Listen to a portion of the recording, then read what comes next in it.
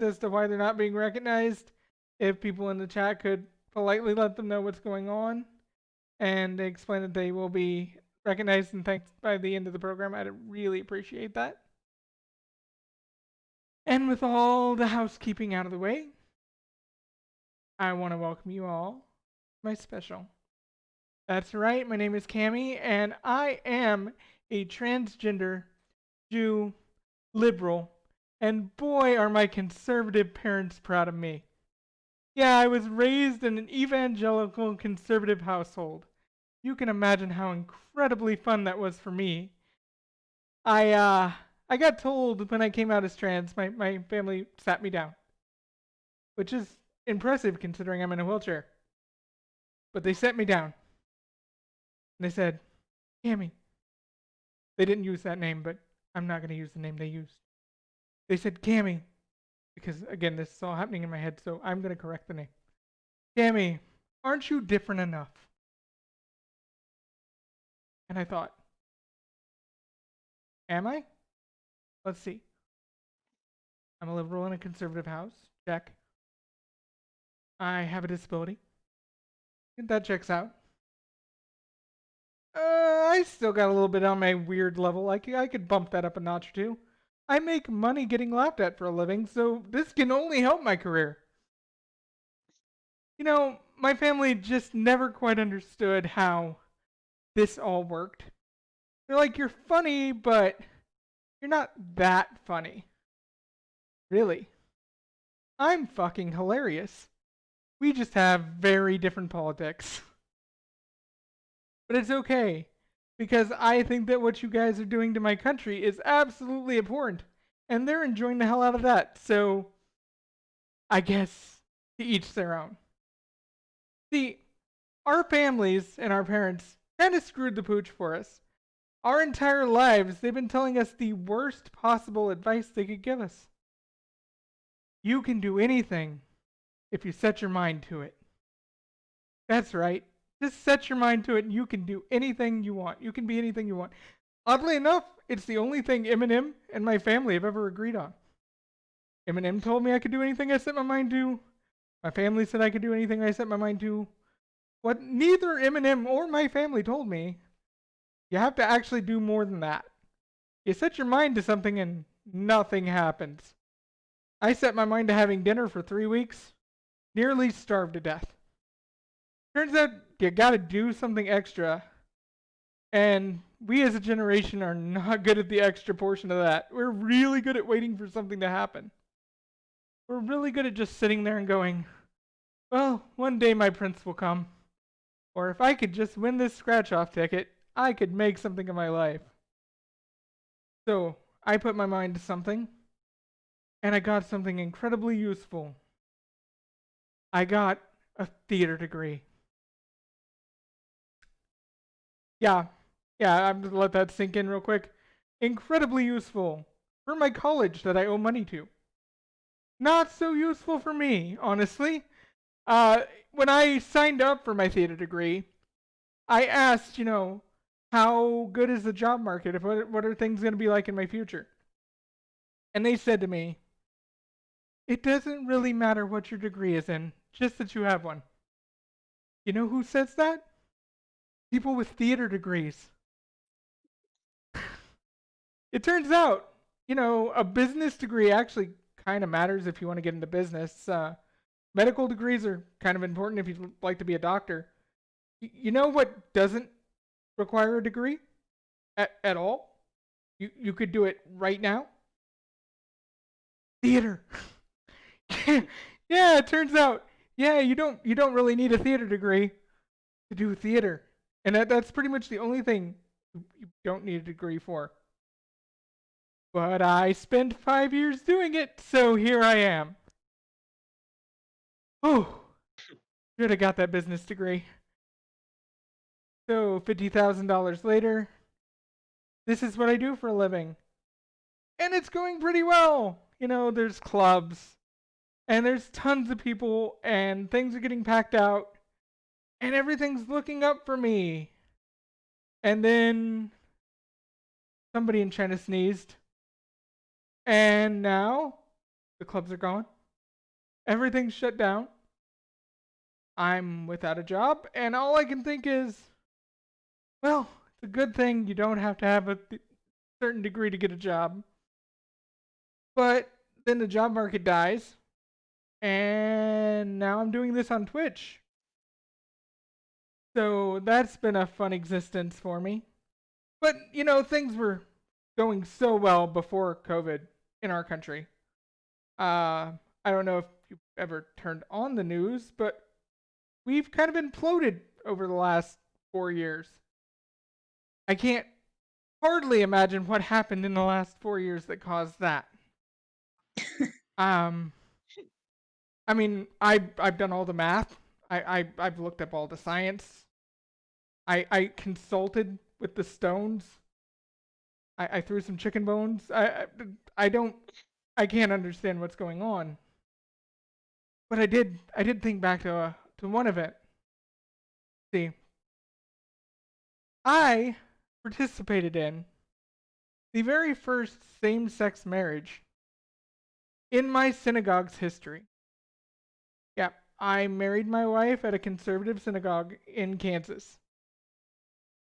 To say the least, people were a little surprised. Yeah, I thought everything was pretty well going smoothly. Everybody seemed like they were cool with it. When one of my favorite people in the world, his name was Amos Leitner, he pulls me aside a few days before the wedding. And this man is adorable, ancient, and very, very Jewish. Pulls me aside, he goes, Cammy, let me talk to you for a second. Cammy, I support you fully. It's just, I feel your wedding might cause the fall of Western civilization. And he was being absolutely serious. He felt that allowing for homosexual marriage was going to cause the fall of Western civilization. And now I look around and I think maybe he was right. Because shortly after I got married, Trump got elected. So I'm sorry. I'm sorry, everybody. And now I look at the world and I see the conservatives and they're like, I'm not wearing a mask because masks don't work. Let's just discount the fact that they've been worn in medical fields for over 100 years. Back in the Middle Ages when there was a plague, those weird looking bird things, those were masks. See, it turns out that people who barely knew the earth was round, and we'll get to the people that still don't believe that here in a little bit, but the people that didn't hardly think the earth was round understood that masks work to prevent the spread of disease. But, you do you. I know that whenever I go into surgery, I want my doctors to be wearing fucking masks. And when I go into Dylan's, I want you to be wearing a fucking mask. Thanks.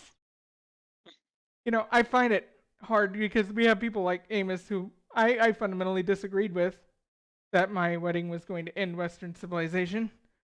And, he told me this. You know what else he did? He came to the wedding. He bought a freaking gift for me at the wedding. And you guys can't be bothered to wear a freaking mask. He fundamentally disagreed with me getting married and still showed up. He did the absolute least difficult thing, and that's just doing what's best for the group as a whole. That's what we do. We try to do what's best for everybody despite what we might feel or believe. Turns out that a large majority of conservatives now don't seem to feel that way, unfortunately. And I would just like to point out that, if you don't wear the mask and you get sick and you end up in the hospital on election day, I mean, that's not going to hurt my team. You're kind of only hurting your own side at this point. And if you'd like to believe what the Angry Oranges keep telling us, 4 more years of Biden, I really hope. All I can say is that life has gotten strange. Politics have taken on a whole new role in life that I never expected to have happen. I uh I voted in the last election. I voted for Hillary. I was a Bernie supporter, Hillary voter, because that's how that works. See, I can think. I didn't go, oh no, my guy didn't get picked. I'm gonna abstain because democracy. I said, oh, my guy didn't get picked. Guess I'm voting for the other guy I kind of agree with. And I'm not voting for the guy that grabbed women in inappropriate ways and then bragged about it. But we now live in a country where, that's the leader. And then Me Too happened. And that was awkward because he's still the leader. See, we keep making all these strides, but it doesn't really work out well when the people at the top aren't making any strides at all. We talk about Black Lives Matter. They do. There's just not very many of them in the Senate, is the biggest problem we're facing today. See, we don't have a lot of diversity in the world because, or at least represented diversity in the world, because all the people we can elect seem to be rich white folk. So I've decided my family says I'm different enough. Maybe I should vote. Maybe I should run for president. Maybe I'll run in 5 years. Oh, 4 more years. When I'm old enough to actually be president, because we decided that 35 is the right age to be president for some reason in this country. I have no idea why that arbitrary date got picked, but then again, we're also the country that decided 21 was the optimum time to start drinking and smoking weed. So, arbitrary ages are arbitrary ages. As far as I'm aware, when I was 21, well, one, I'd been drinking for about a year before that, 2 years. But I was not any better at making decisions at 21 than I was at 18. I wasn't that much better at making decisions than I was at 17. But, this is coming from the girl that decided backyard wrestling was a great idea. Yeah, that's right. I was a backyard wrestler. No, I didn't have a very good aerial game. I was not great off the top rope. But I was pretty decent on a microphone, as you might expect. And one day we decided, it's a great spot to do? The announcer getting put through the table spot. That's the spot we should do. And by we, I mean everybody else decided. And remember how I said I'm slightly better at making decisions now than I was then? That was one of those times where I made the wrong decision. I said, yeah, let's do it. And I wasn't really regretting it until I hit the table. The table didn't break. Yeah, I got power bombed into the table. Table didn't break. I'm just laying on the table. And my pride got the best of me, and I said, do it again. And I got power bombed into the table again. And the table didn't break. Oh. And I'm laying there. I'm in horrible pain. And the first thought that goes through my intelligent brain is, do it again. That's right. And finally, after 3 times getting slammed into this table, it finally breaks. And then my friend says, the camera ran out of battery. We didn't get that last one.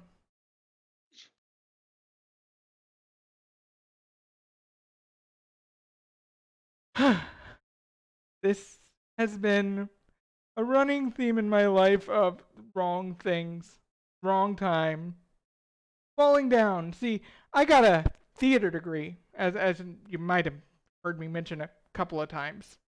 The fun part about getting a theater degree is you're largely just working for the college for no money, long hours, and then in 5 years or 4 years, if you're actually, working, they give you a little piece of paper that says, hey, you've learned this and you can now do precisely we don't know. So I was working as basically slave labor to a private college for 5 years. See, what people don't know about theater degrees is that entitles you to have to work in what are called work days, where we literally built the entirety of the set. The work day was Saturday, and then every other day of the week was rehearsal. And rehearsals aren't just the fun, like 10 o'clock to 11 high school rehearsals or 9 o'clock to 11 high school rehearsals. No, college rehearsals were 4 to about 4 in the morning on pretty much every night of the week. And then you would come in at 8 o'clock in the morning on Saturday to build the set. My freshman year, 4 people ended up in the hospital for exhaustion. And I was playing the illustrious role. The crowning role, my crowning achievement in theater. I didn't act the crocodile in Peter Pan. I had no lines. I was wearing giant egg foam under 100-degree lights. I had to pee every single time I went up on stage because of all the weight that was pressing down on my bladder. And by the end of that show, I was bruised from my shoulder to my knee in a solid bruise down one line. Yeah, the entire side of my body. Why, you ask, was I bruised? Well, let's go back to the powerbomb incident. When I made that poor choice to get thrown into a table that was not gimmicked properly 3 times. See, you would think that would have knocked some sense into me. So that when my director says, Cammy, we need you to take a fall off of this 4-foot platform onto a dorm room mattress. Now, let me slow down. If you haven't seen a dorm room mattress, let me lay out the picture of a dorm room mattress for you. A dorm room mattress is about as thick as the New York Times on a Saturday. Yeah, it's about that thick. And it's not necessarily the best quality because the school was 100 years old, and the mattress was new when the school was. And somebody had fucked all the give out of it. That mattress could not give a fuck. Not at all. And so every time I would fall off the 4-foot fall onto the mattress, it was just a thud. A complete and total thud.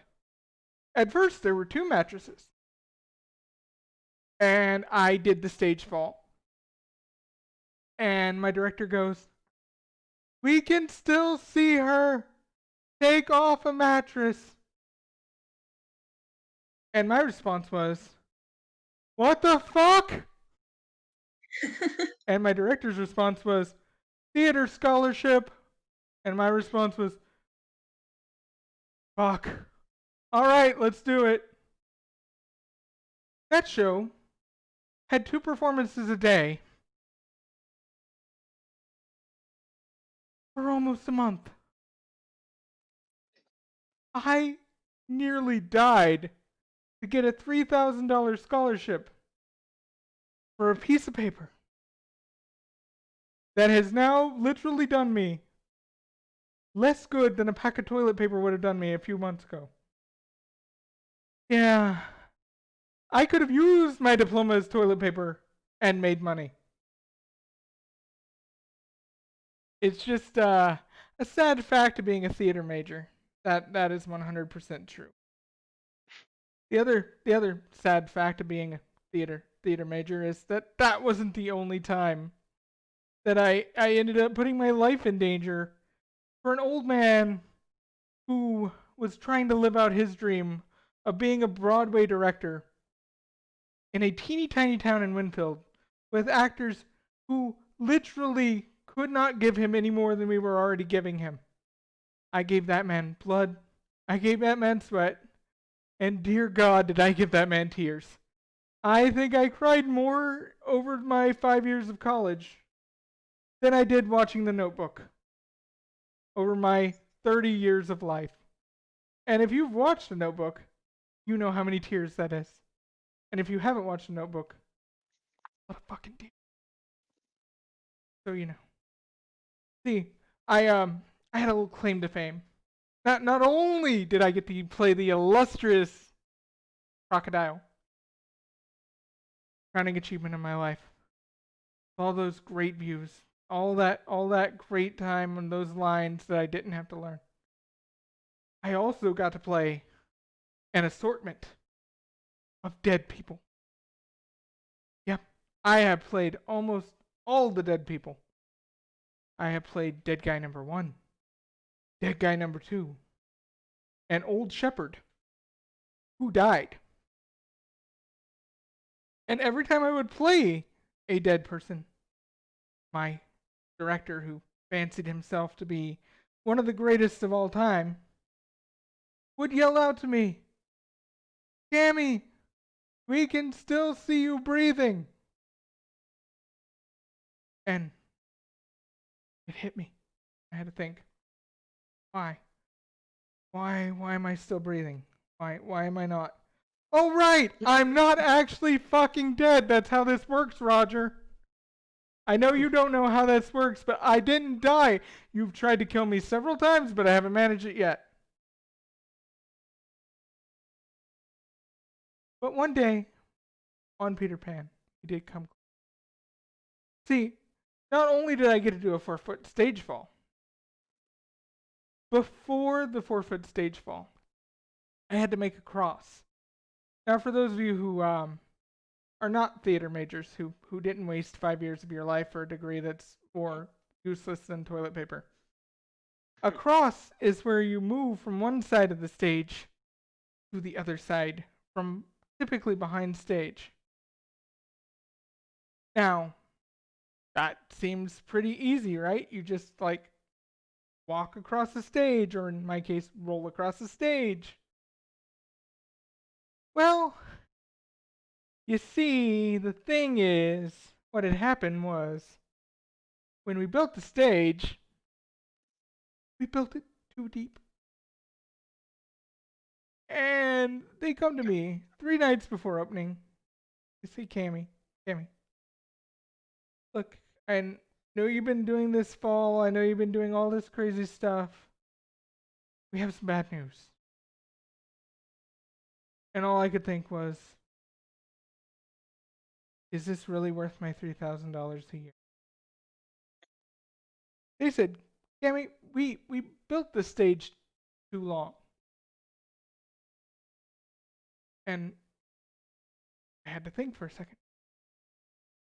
You built the set too long for the stage. The same stage, mind you, has stood in that auditorium for 100 fucking years.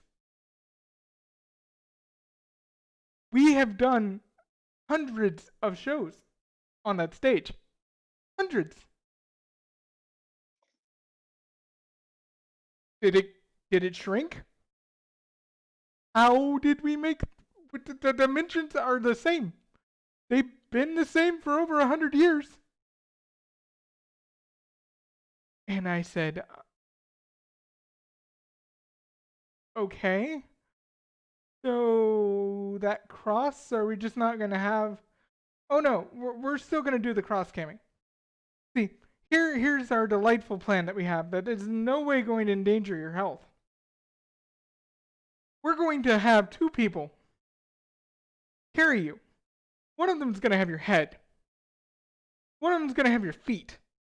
And they're going to carry you like a piece of lumber. And they're going to carry you down 2 flights of stairs. They're going to carry you across the basement.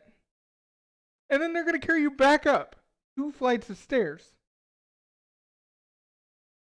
And then you're going to fall off of the stage to a crevice that is about this wide.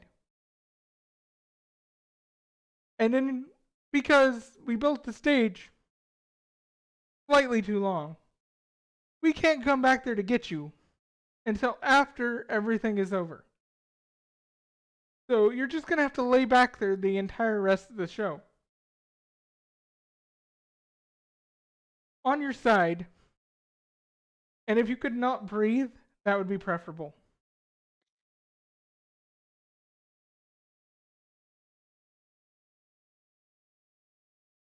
And I wanted to say no. I I should have said no. But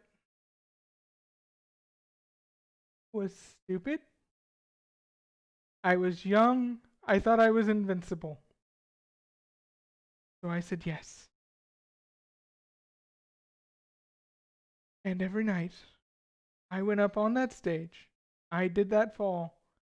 And I laid behind the set and really had to pee for a half hour every night for a month.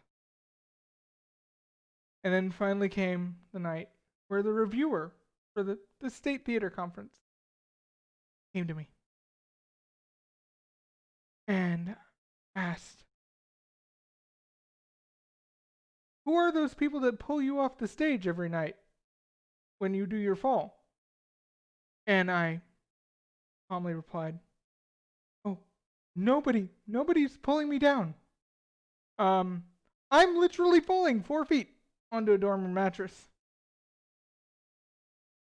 And then the reviewer looked at me shocked and said, so you fall 4 feet onto a dormer mattress?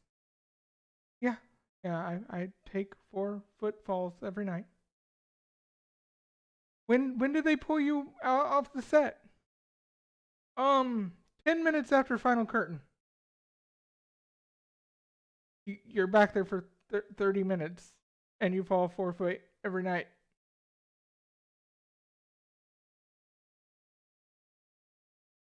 Yeah, that's the gist of the experience.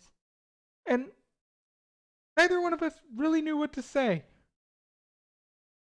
He looked very sorry for me. I felt like I'd gone to war. And then he says,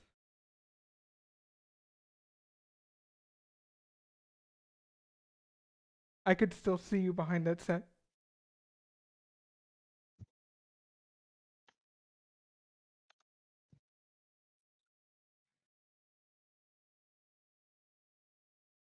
Theater is about throwing yourself off of a 4 foot fall,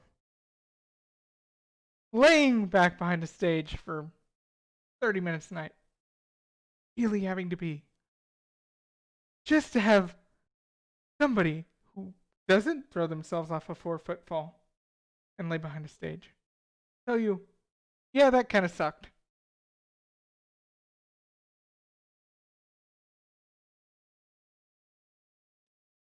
And I love what I do. What the fuck is wrong with my brain? I think it occurred somewhere between that first table pop and that second table pop because something shook loose that probably should be in there. I love this job. I love going out and entertaining people. I've toured quite a few different places. In fact, one of my most interesting acts was the Police. Yeah, I was working a comedy club, and the person that was on before me got arrested during their set. How do you follow that? How do you come out after the comedian that was on before you got arrested during their set? Hmm. Ladies and gentlemen, I'd like to thank my opening act, the police department. I mean, to be fair, some police departments are a joke, but they're rarely the punchline. So I do a lot of traveling, and when you do a lot of traveling, your Google search history kind of starts looking a little funny. Yeah, I have a lot of the same questions pop up, like, what's the best place to stay in this town? What's the best place to eat in this town? is pot legal in this town? What is the sentencing laws for pot in this town? What does intent to distribute mean? Lawyers near me. You'd be surprised how many states still don't have recreational or medical marijuana. I live in one. I'm a touring comedian who's been trapped in a house in a state without legal pot. Send help. Please send help. Thank God alcohol is still legal. That's all I can say. I have had to drink my way through a lack of weed and dreams of traveling blue states where people think rationally. See, I was traveling one night and I was a little bar and I was doing my set and I was having fun. And this guy just keeps heckling me the entire night. Your parents shouldn't have had you. You were a mistake. Blah, blah, blah. You're not that funny. You're terrible. I'm listening to this guy all night long. I keep going. I'm going to power through. I'm going to power through this.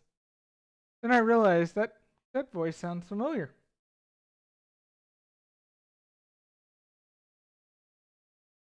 Dad? It was the best conversation we ever had. He heckled me for 40 nights. And, yeah. Probably the nicest thing he said to me. You know, my father doesn't wish I was never born. He just wishes I was never born. Except him. He doesn't hate everything about me. He enjoyed my ability to give him better parking quite a bit. Yeah. He also enjoyed the ability to cut the lines at theme parks. I also enjoyed that. But then they did something. See, about 10 or so years ago, Disney decided it was a great idea to make the lines accessible. Because that's what we were really wanting, you know. You ever hear those people with disabilities? They'll be like, "We want to be treated just like everybody else. That's what we want. Equality." Not talking about waiting in fucking lines. Yeah, surprise, surprise. One of the few perks we actually enjoy. We'd like to continue to enjoy that. I mean, I only do the disabled thing for the parking. To be perfectly honest, if it wasn't for that, I'd probably get faith healed. I mean, it did seem like a great idea when my parents were dragging me around to all the faith healers, but they said, if you truly believe, and every time they put their hands on me to heal me, my brain would go, but what about the parking? What about the parking? You know, plus you get a cool chair. It's a $25,000 chair. I have never wanted for a seat. I've also never lost a game of musical chairs. I've never once in my life lost a game of musical. I'm a ringer. I could be on the Olympic team. Yep. Yeah.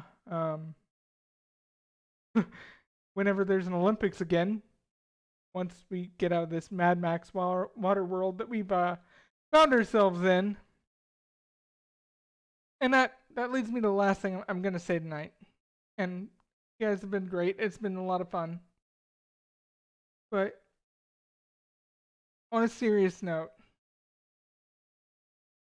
I need you to vote.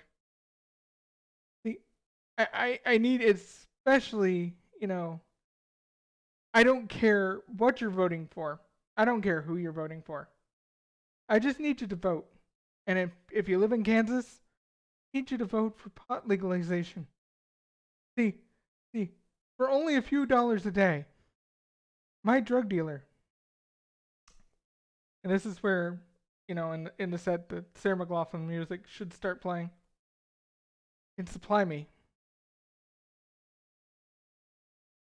Beautiful green. Magic. Magic herb.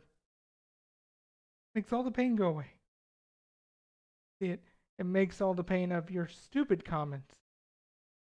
All the pain of my angry childhood. And all the pain of that PTSD theater program. Slightly more. So, if you can't vote for legalization because you want it, or because you feel like it's a good thing, just think, I really want to support Cammy. So a vote for legalization of marijuana is a vote for legalization of Cammy's life. You want to make us all equal? Make me equally high with everyone else. Go out and vote. Vote your convictions. Vote your politics. I don't give a fuck. Just vote for freaking legalization.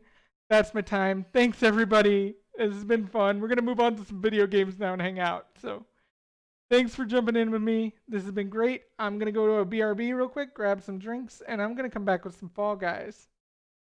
All right. Catch you later, everybody.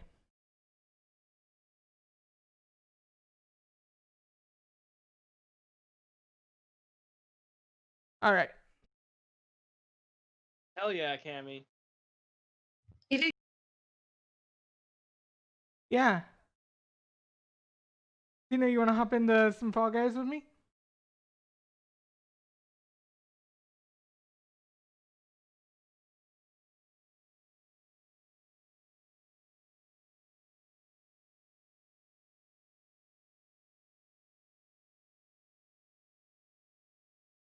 All right. Well, I'm going to boot up some Fall Guys. If when you get done with your flight, you want to hop into some Fall Guys, we can do that.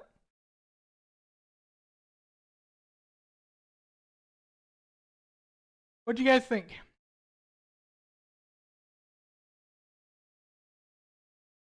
Well, I'm glad you guys enjoyed.